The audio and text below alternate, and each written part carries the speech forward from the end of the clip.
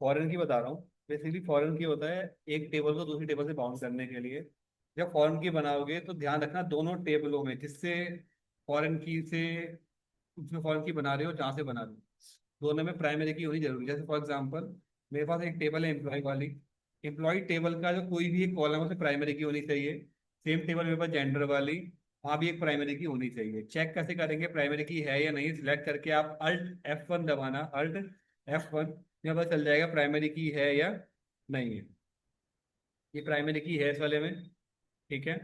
Same मैंने यहाँ पे किया और ये फॉरेन की भी ऑलरेडी बनी हुई है इसका, मैं डिलीट मार दूँ Alt F1।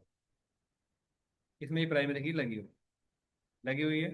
तो मेरी जो एम्प्लॉय वाली टेबल है उसमें ऑलरेडी फॉरेन की बनी हुई है। यहाँ पे जाके की के अंदर जाना, मुझे फॉरेन की नहीं चाहिए तो मैं राइट क्लिक करके यहाँ से डिलीट कर दूँ। प्राइमरी की आप लोगों को बता रखा है कि प्राइमरी की इसको बोलते हैं जो यूनिक होती है और जिसमें नल वैल्यू नहीं होती है, ठीक है जी। अब मैं चाहता हूँ कि ये जो टेबल है एम्प्लॉय वाले, यहाँ पे जेंडर आईडी 1 2 3 डालते हैं।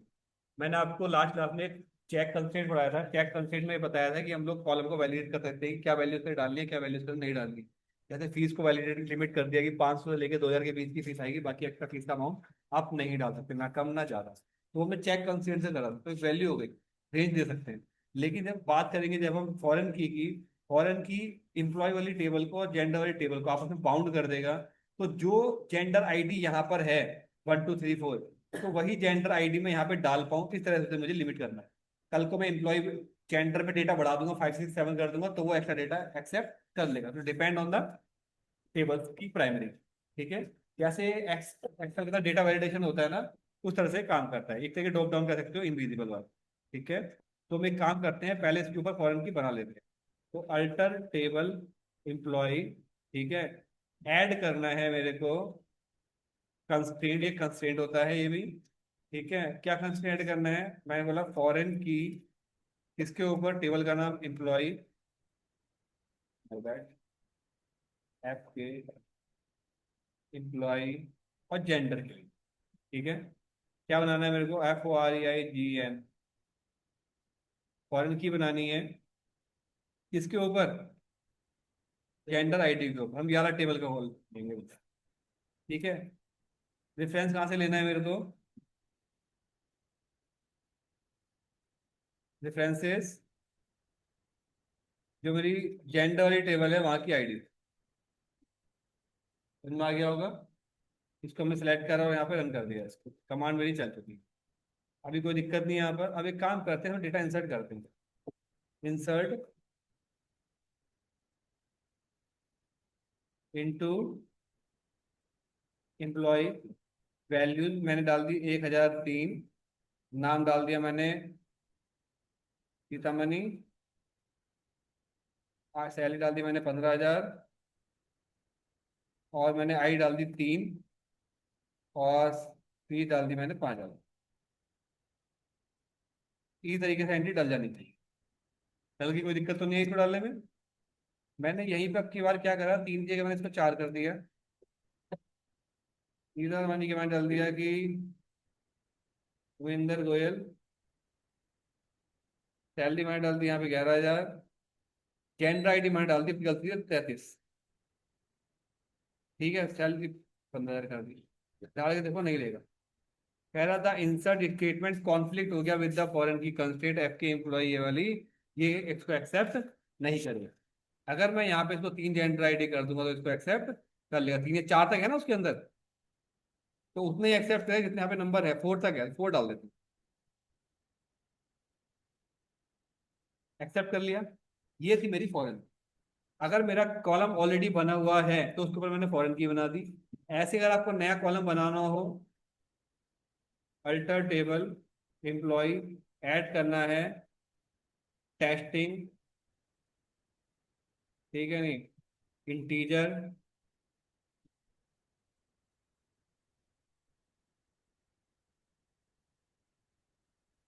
कंस्टेंट, एफ के टेस्टिंग, फॉरेन।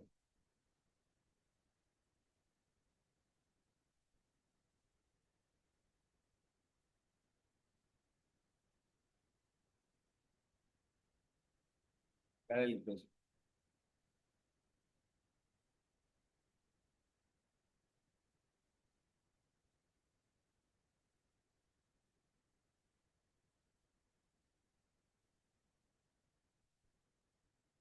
ठीक है। तो अच्छा, नल वैल्यू लेगा नहीं ना ऑलरेडी, क्योंकि ऑलरेडी इसके अंदर वैल्यू है, डुप्लीकेट आ रही है इसलिए नहीं लेगा इसको। तो कॉलम ब्लैंक करके बनाना, ले ले, लिखा छोड़ देगा, कोई दिक्कत नहीं आता है। तो आपका क्या हुआ, नया कॉलम बन गया और ये पुराने से हो गया। अब मुझे ये चाहिए कि फॉरेन की बंद तो हो गई। अब एग्जांपल के तौर पे मैं चाहता हूँ कि जो टेबल जेंडर वाली है वाली, ठीक है, इसमें जेंडर जो अननोन है, मुझे 4 की जगह यहाँ पे मुझे 5 करना है सपोज। अल्टर क्या, जेंडर कर गया, अपडेट जेंडर सेट करना है, ID is equal to 5, where ID is equal to क्या होगी, 4 होगी। मना कर दिया आपने, डिलीट नहीं करने दे रहा, ऐसा इसलिए क्योंकि ये वाली की वहाँ डली हुई है और मुझे तो अपडेट करना है। मैं चाहता हूँ जब यहाँ अपडेट हो तो वहाँ भी अपने आप अपडेट हो जाना चाहिए। तो यहाँ पे आप क्या करोगे, उसको खोलोगे, प्राइमरी की, इसको शो नहीं कर रहा, रिफ्रेश कर लो, इस पर डबल क्लिक करोगे, डबल क्लिक करोगे एक विंडो अपीयर होके आएगी। यहाँ बोलेगा इंसर्ट अपडेट, तो हमने कहा अपडेट करने के ऊपर इसको कास्केड कर दे। कास्केड मतलब यहाँ भी अपडेट करेगा तो वहाँ भी अपडेट कर दे। बाय डिफॉल्ट नो एक्शन था, नो एक्शन मतलब करने ही नहीं देगा। हमने कहा ओके, सेव करो, इसको बंद कर दो। अभी मैंने कुछ और तो चेंज नहीं करा उसके अलावा। अब रन कर लेते हैं इसको, रन हो गया। यहाँ पे आप देखो, आईडी 5 हो गई, यहाँ भी अपने आप 5 हो। ये हो गया अपडेट करने के लिए, कास्केड करना है क्या करना है, अलग अलग ऑप्शन है इसमें। मैं एक डिलीट करने वाला करके दिखा देता। मैंने बोला कि मुझे क्या करना है, रिकॉर्ड अगर मैं फॉरेन की मतलब वहां से डिलीट करता हूँ तो कास्केड, यानी यहाँ से डिलीट करूंगा वहां पर भी डिलीट हो जाएगा। यानी जेंडर से डिलीट कर दो एम्प्लॉय वाले में, वो पूरा रिकॉर्ड ही डिलीट हो जाएगा। वो रिकॉर्ड ही डिलीट हो जाएगा। मैं रिकॉर्ड डिलीट नहीं करना भाई, वहां पे नल कर देना। अगर मैं वहां से डिलीट करूँ वहां पे क्या हो जाएगा, नल, यानी आईडी गायब नहीं होगी, रिकॉर्ड गायब नहीं होगा। अगर मैं डिफॉल्ट कर दिया तो जो आपने डिफॉल्ट कंस्ट्रेंट बना रखा होगा, बनाया था डिफॉल्ट, वो डिफॉल्ट वैल्यू सेट कर, तो आपको डिफॉल्ट डालना है, नल डालना है, नो एक्शन करना है या कास्केड करना है। तो यहाँ से आप कर सकते हो, फिलहाल के लिए मैं कास्केड करा के रख दूँ। ठीक है भाई, तो यहाँ पर हम आ गए। आईडी 5 वाला डेटा डिलीट कर रहा हूँ कहाँ से, एम्प्लॉय में से, तो जेंडर में से, delete from gender where ID is equal to क्या होगी, 5। डेटा डिलीट हो गया। यहाँ से आप देखोगे तो डेटा डिलीट, वहां से तो नहीं होना चाहिए था ना। हाँ, अपने आप डिलीट कर दो, इसको बोलते हैं कास्केड। ठीक है भाई, ये हो गया फॉरेन की पूरे पूरे कंसेप्ट।